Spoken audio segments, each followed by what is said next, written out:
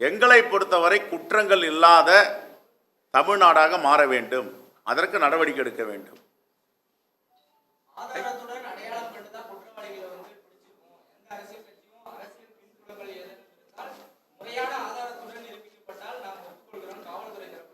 நாங்கள் என்ன சொல்கிறோம், ட்ரையல் மீடியா நாங்கள் நடத்த விரும்பலை. எனக்கு சில கடிதங்கள் கொடுத்துருக்காங்க, சந்தேகங்கள் வந்திருக்கு. அந்த அடிப்படையில் இன்னும் பல கோணங்களில் விசாரிங்க. இதில் யாரையும் விட்டுறக்கூடாது, அது யாராக இருந்தாலும் விசாரிங்கன்னு சொல்கிறோம். அவங்க என்ன சொல்கிறாங்க, காவல்துறை எடுத்த உடனே 24 மணி நேரத்தில் என்ன சொன்னார் காவல்துறை ஆணையர், பிடிச்சிருக்கோம், சிசிடிவி ஃபுட்டேஜெல்லாம் மேட்ச் ஆகுது அப்படின்னா. ரைட், அதோட புலன் விசாரணை முடிஞ்சிருச்சா? இல்லை. சார்ஜ் ஷீட் போட்டாங்களா? இல்லை. இன்னும் நாட்கள் இருக்குது. 90 டேஸ்க்குள்ளே சார்ஜ் ஷீட் போடணும். அப்போ இன்னும் நாட்கள் இருக்குது. நீங்கள் இதை இவ்வளோ தாமதப்படுத்தாமல் புதிய ஆணையாளர் வந்திருக்காரு, அவருக்கு எங்கள் வேண்டுகோள் என்னன்னா பல கோணங்களில் விசாரிங்க. 2 நாளாக இந்த தங்க கம்பெனியுடைய பேச்சு நிறைய இருக்காங்க, அதையும் பாருங்கன்னு தான் சொல்கிறோம். புலன் விசாரணையில் நாங்கள் தலையிடுறதுக்கு விரும்பலை.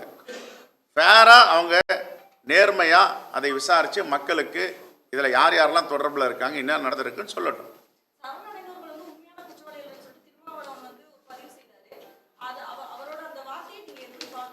இல்லைம்மா, உண்மையான குற்றவாளி அப்படிலாம் கிடையாது. சங்கராச்சாரியார் கொலை வழக்கிலிருந்து நீங்கள் எடுத்துக்கங்க, சரண்டர் ஆகுவாங்க. சரண்டர் ஆகுங்கிறவங்க சங்கராச்சாரியாருடைய கொலை வழக்கில் சரண்டர் ஆனாங்க. அப்போ சக்திவேல்னு அடிஷ்னல் எஸ்பி, அவர் தான் இன்வெஸ்டிகேஷன் ஆஃபீஸர், அவர் தான் போய் விசாரித்தார். குற்றவாளிகள் சரண்டர் ஆனாங்க. எல்லாரையும் தனித்தனியாக கூட்டிகிட்டு போனாங்க, ஒரு டீமாக வச்சு. எங்கடா உட்காந்துருந்தார் சங்கராமன் சொல்லுங்கன்னாங்க.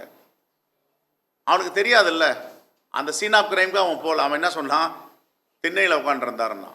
இன்னொருத்தன் என்ன சொன்னான், நடுவீட்டில் உட்காந்துருந்தாருன்னா. சரண்டர் ஆனவங்க எவனமோ அவர் எங்கே உட்காந்துருந்தாருன்னு சொல்ல முடியல.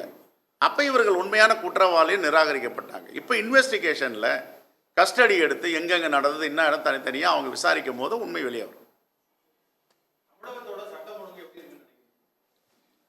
சட்டம் ஒழுங்கு இன்னும் உறுதியாக இருக்க வேண்டும். குற்றங்கள் நடக்காமல் பார்த்து கொள்ள வேண்டும். இந்த சட்டம் ஒழுங்கு பிரச்சனை, கொலைகள் நடப்பது, குற்றங்கள் நடப்பதை அது எந்த ஆட்சியாளர்களும் விரும்ப மாட்டார்கள். விருப்பத்தோடு யாரும் இதை ஏற்றுக்கொள்ளவும் மாட்டார்கள்.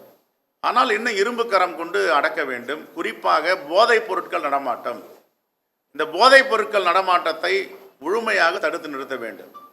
இது எங்கிருந்து வருது, எந்த மாநிலத்திலிருந்து உற்பத்தி ஆகுது, எந்த மாநிலத்தில் எந்த துறைமுகத்திலிருந்து சென்னைக்கு வருது, இதெல்லாம் ஏற்கனவே பல முறை சொல்லிட்டோம். அதை கட்டுப்படுத்தணும். Thank you. Right sir, Delhi airport சொன்னீங்க ரூஃப்ல விழுது அப்படின்னு.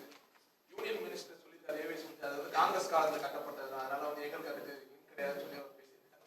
காங்கிரஸ் காரர்ல எங்க நாங்க கூறலாம் போட்டோம். 2009ல கட்டப்பட்டது அவரே சொல்லியிருக்காரு. சார், ஒரு பயனாளிகிட்டையும் 1300 ரூபாய் வாங்குறாங்க இன்டர்நேஷ்னல் ஃப்ளைட்டில், நேஷ்னல் டொமஸ்டிக்கில் வாங்குறாங்க. ஒரு வருடமும் அதை இன்ஸ்பெக்ஷன் பண்ணி அதோடைய தரம் சரியாக இருக்கான்றத செய்ய வேண்டிய பொறுப்பும் கடமையும் குவாலிட்டி கண்ட்ரோல் அந்த ஏஏஐ ஏர்போர்ட் அத்தாரிட்டிக்கு உண்டு. நாங்கள் ஆட்சியை இழந்து 10 ஆண்டுகளுக்கு மேலே ஆயிடுச்சு. வருஷம் இன்ஸ்பெக்ஷன் பண்ணி சர்டிஃபிகேட் கொடுக்கணும். அதுக்கு கூரை உறுதியாக இருக்குது, கட்டடம் உறுதியாக இருக்குது. 10 வருஷமாக என்ன பண்ணிட்டு இருந்தாங்க?